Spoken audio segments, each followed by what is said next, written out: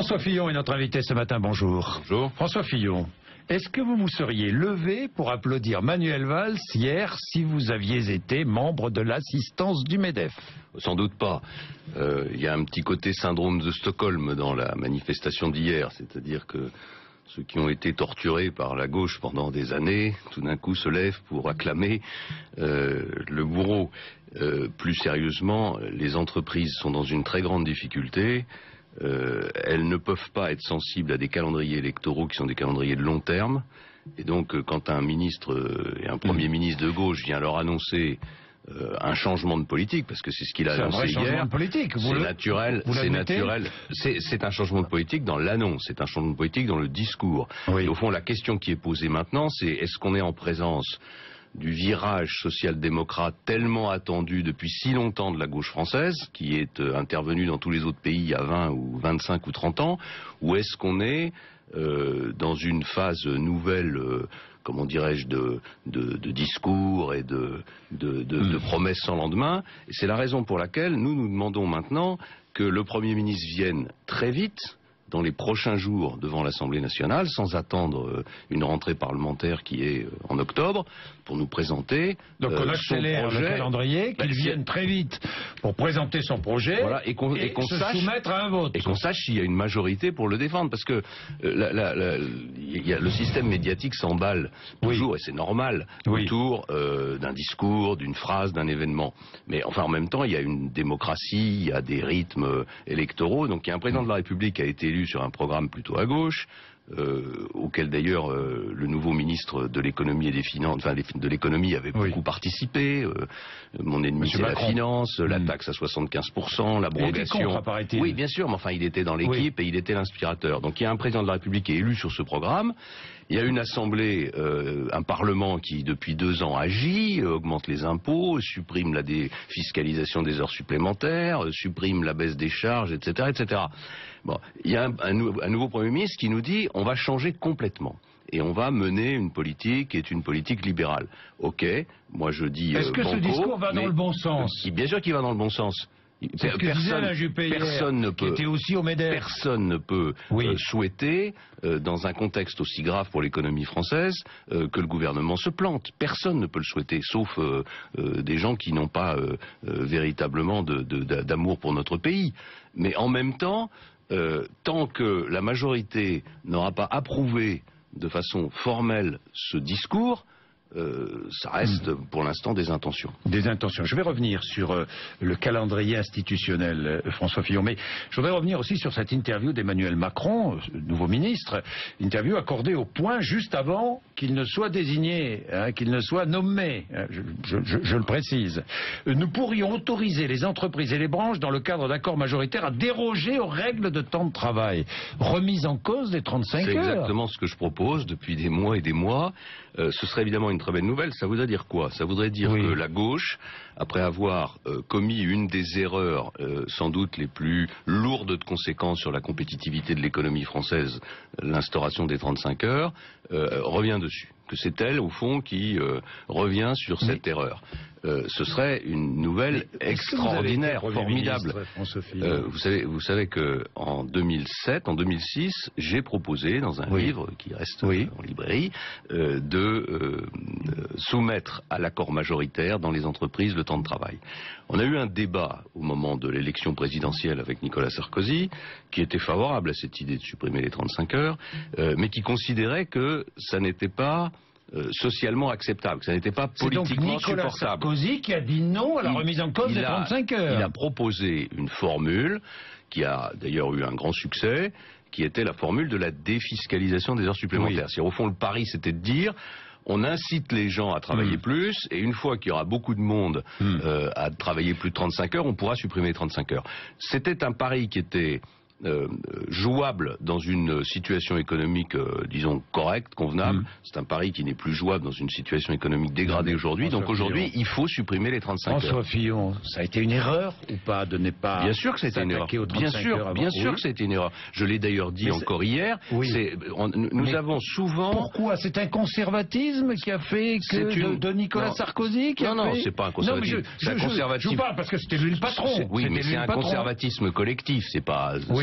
s'il n'y avait pas de consensus, en vérité, même chez les patrons d'ailleurs. Même chez les patrons, il n'y avait pas de consensus. Les patrons ne voulaient pas qu'on remette en cause les 35 heures. Ça dépend lesquels. Certaines entreprises, en fait, il y avait trois sortes de patrons sur ce sujet. Il y a ceux, souvent dans les très grandes entreprises, qui se sont arrangés avec les 35 heures et qui considèrent que c'est un sujet fondamental, d'autant plus qu'ils ont énormément d'activités à l'étranger, donc ils ne sont pas concernés par le sujet. Il y a ceux qui sont vraiment accros à la disparition des 35 heures parce qu'ils ont des vrais problèmes de compétitivité. Puis il y a ceux qui ne sont pas dans le secteur concurrentiel, qui sont dans des activités qui sont des activités de service, qui ne sont pas, et qui eux considèrent que ça va être difficile d'affronter les organisations syndicales, parce que ce que propose M. Macron dans son interview, ce que je propose d'ailleurs aussi, c'est de renvoyer à la négociation dans l'entreprise la fixation du temps de travail. C'est quelque chose qui est possible parce qu'on a changé, et c'est moi qui l'ai fait, le mode de fonctionnement du dialogue social dans les entreprises. Avant, il n'y avait pas d'accord majoritaire. Avant, les organisations syndicales n'étaient pas représentatives parce qu'il y avait un mode d'élection qui ne l'était pas. Aujourd'hui, c'est possible. Mais encore faut-il que les organisations syndicales soutiennent cette proposition. Apparemment, ce n'est pas le cas pour l'instant, mais François Fillon, vous voteriez un texte allant dans ce sens à l'Assemblée nationale? Sans hésitation. Si vous le voteriez à l'Assemblée nationale? Si vraiment on nous proposait demain un texte qui permette à toutes les entreprises, quelles que soient les conditions, c'est-à-dire parce qu'aujourd'hui c'est déjà possible pour une entreprise qui est en difficulté, dans des conditions qui sont très encadrées. Si on nous proposait sans condition de soumettre au vote des salariés le temps de travail dans l'entreprise, je vote sans hésitation. Bien, vous demandez donc au Premier ministre de présenter ces projets au plus vite devant l'Assemblée nationale. J'ai vu que vous demandiez aussi une dissolution. Non, pas du tout. Alors, expliquez-vous. Je dis simplement qu'on a depuis 2 ans une situation politique que tout le monde connaît, et que vous décrivez en permanence, qui est très difficile, qui est très tendue. Et ce qui vient de se passer avec la crise gouvernementale, quand même, on a un Premier ministre qui a été nommé il y a 3 mois ou 4 mois, qui est obligé de changer de gouvernement au bout de 4 mois. Mais vous applaudissez. J'applaudis qu'il prenne cette décision. Je dis simplement que c'est une nouvelle... Vous applaudissez au départ d'Arnaud Montebourg ou de François Fillon. Oui, mais c'est une nouvelle manifestation de la crise politique dans laquelle se trouve le pays. Chacun voit bien qu'on a un président de la République qui est plus faible que jamais. Il n'y a jamais eu un président de la République aussi faible sous la Ve République. On voit que la majorité est terriblement divisée. Le pacte de responsabilité est passé à quelques voix près. Et donc le nouveau gouvernement n'est pas du tout à l'abri d'un accident électoral à l'Assemblée nationale. Donc ce que je dis simplement, c'est que maintenant dans la tête des Français, il suffit de les interroger, vous le faites tous les jours, dans la tête des Français, franchement, l'idée qu'il pourrait y avoir de nouvelles élections est une idée qui devient plausible. C'est ça que j'ai dit hier. Ça devient plausible. Ce qui n'était pas le cas il y a encore quelques mois. Vous souhaitez qu'il y ait de nouvelles élections ou pas? Sincèrement. Honnêtement, j'ai pas à le souhaiter et j'ai pas à faire de calcul sur ce sujet. Je vois bien que certains disent il faut se débarrasser de cette majorité, il faut changer complètement de politique. Puis d'autres disent mais c'est pas l'intérêt de l'opposition de gouverner dans ces conditions. Moi, je fais pas ces calculs-là. Je dis quand il y a une crise politique, la seule solution, si elle est vraiment grave, c'est le retour devant le peuple, d'une manière ou d'une autre. Donc là, on est en crise politique, donc il faut un retour devant le peuple. Il y a un moment, alors la première étape, c'est de vérifier que la majorité actuelle soutient la politique du Premier ministre, c'est la première étape,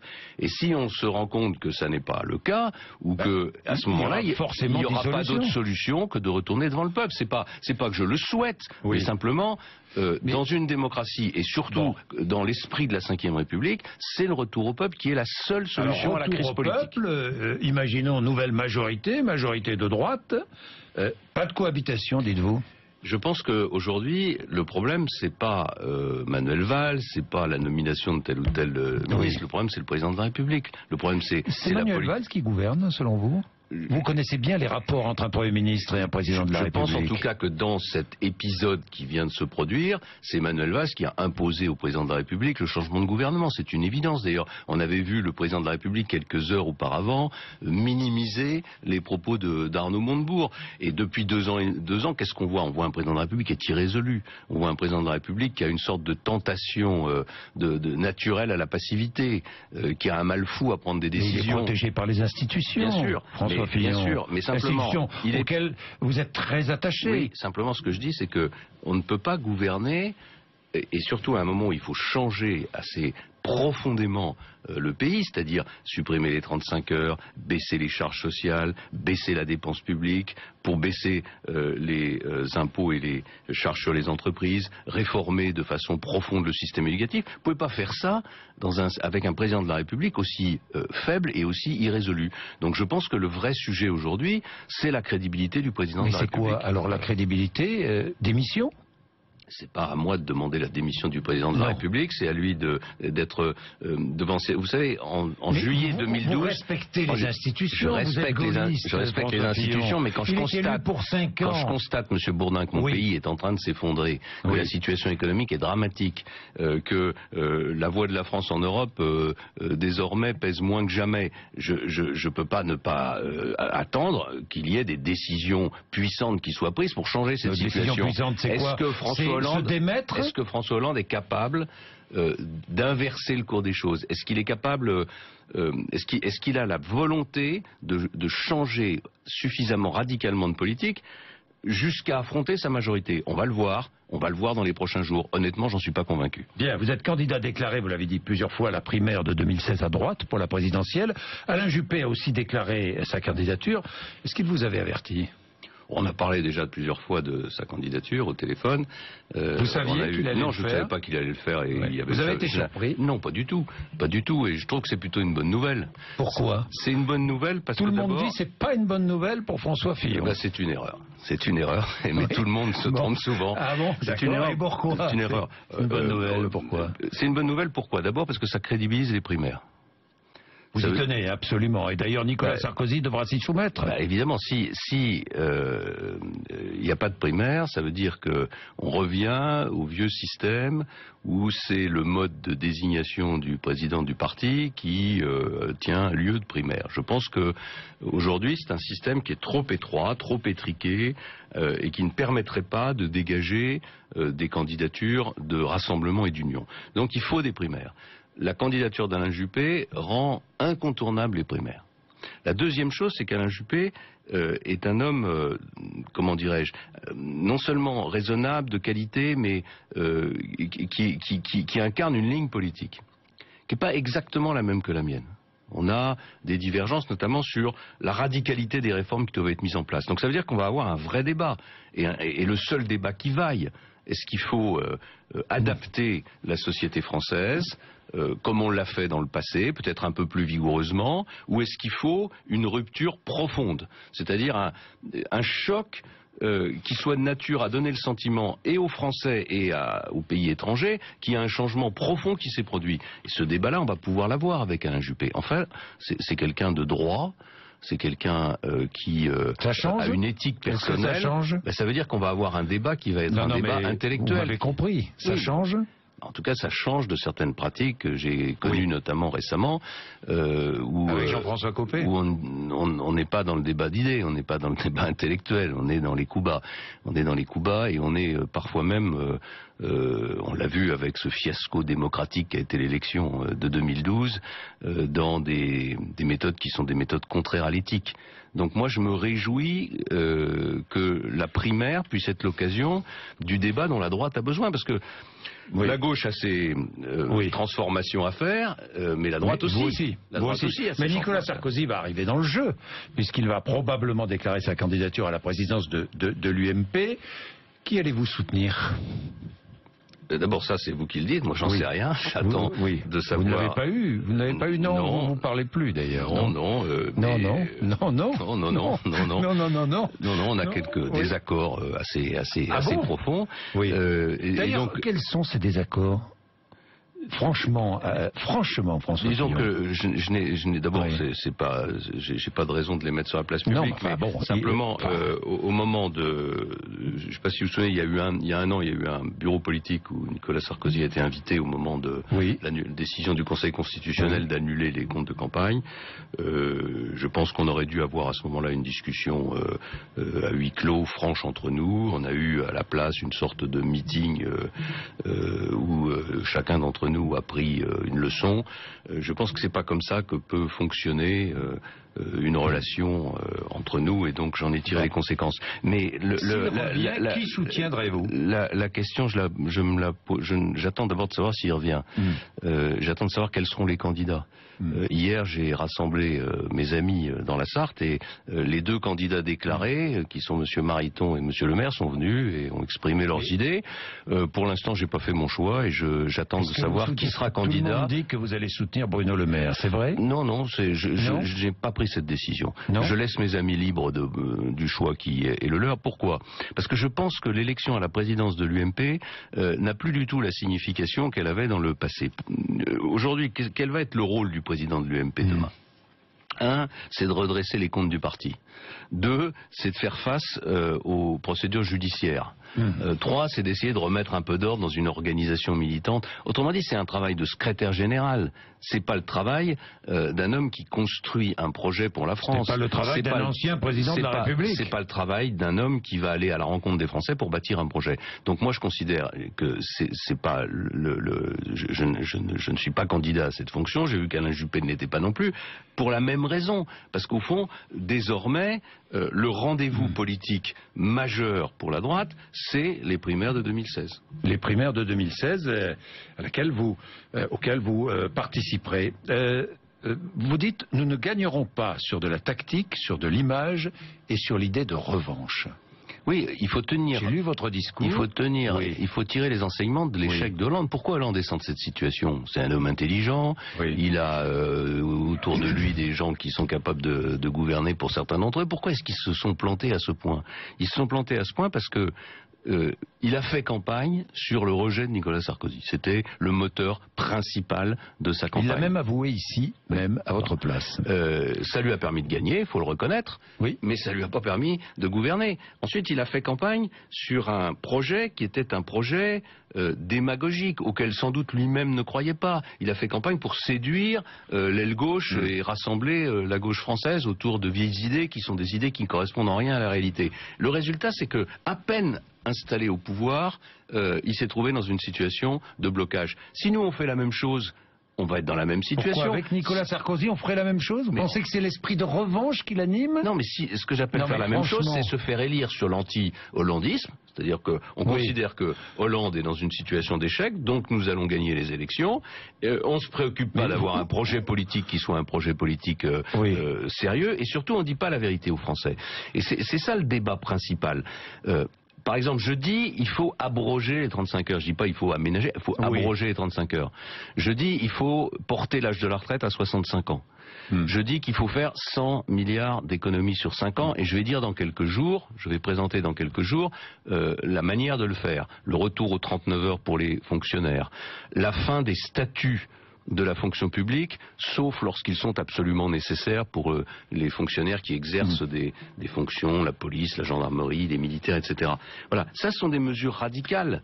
Est-ce que qui n'ont pas été prises depuis de très nombreuses années, et sur lesquelles j'entends souvent dire que les autres candidats à la primaire, à l'élection ou à l'élection présidentielle 2017 ne sont pas favorables. Donc on va avoir ce débat. Est-ce que vous pensez que Nicolas Sarkozy ne veut revenir que par orgueil, non, pour prendre sa revanche? Non, mais moi je suis pas là pour commenter les états d'âme de Nicolas Sarkozy. Mais j'ai quand même une question qui me trotte dans l'esprit depuis longtemps. Franchement, pendant 5 ans, vous avez souffert avec Nicolas Sarkozy, François Fillon. C'est pas comme ça qu'il faut voir les choses. Oui, mais j'ai l'impression de vous entendre depuis quelques mois. On a travaillé ensemble dans un contexte économique, international très difficile. On a eu à affronter la crise de 2008 qui a été extrêmement violente, et je dois dire que j'ai plutôt été impressionné par les capacités, par le sang-froid, par les qualités de Nicolas Sarkozy à gérer cette crise. Et puis ensuite, on a eu à gérer une deuxième crise avec la crise de l'euro et les crises européennes. Quand vous êtes dans cette situation, c'est-à-dire quand vous êtes attaqué, toujours en crise, quand vous êtes attaqué, quand vous sentez que l'économie de votre pays est menacée, on a tendance à se serrer les coudes, à faire une équipe, à travailler. Il y a des désaccords, naturellement qu'il y a des désaccords, il y en a tous les jours. Mais enfin, on passe dessus et on essaye d'aller à l'essentiel. Voilà. Et donc je peux pas dire qu'on ait souffert. D'ailleurs, tous les gens qui disent qu'ils ont souffert dans l'exercice d'une fonction politique, j'ai toujours envie de leur dire, si vous avez souffert, fallait pas y aller ou fallait pas rester. Oui, il fallait partir. Donc c'est pas une question de souffrance, mais simplement vous avez pensé à partir? Franchement, il y a toujours des moments où on pense à partir. Un moment où vous vous êtes dit, je vais donner ma démission. Est-ce que vous avez présenté votre démission à Nicolas Sarkozy? Non, mais il y a eu des moments de tension, mais non, mais est-ce qu'une fois vous avez pensé? Non, mais comme ça, je vous pose la question. Oui, mais je comprends que vous me posez la question. Mais un jour, j'écrirai là-dessus. Une fois, vous avez présenté, vous avez eu l'idée de présenter votre démission. Bien sûr, mais sans doute que aussi le président de la République, plusieurs fois, avait envie de changer de Premier ministre. C'est normal, il y a des moments de tension, ça c'est naturel. Mais aujourd'hui, pour moi, la conclusion de cette expérience, qui a été une expérience très riche, puisqu'au fond, ça a duré 5 ans et c'est un record sous la Ve République, ce que je tire de cette expérience, c'est que il faut maintenant des réformes radicales. Au fond, moi, j'essaye de tirer les enseignements de nos échecs pour proposer une politique nouvelle. Merci François Fillon, 8h57.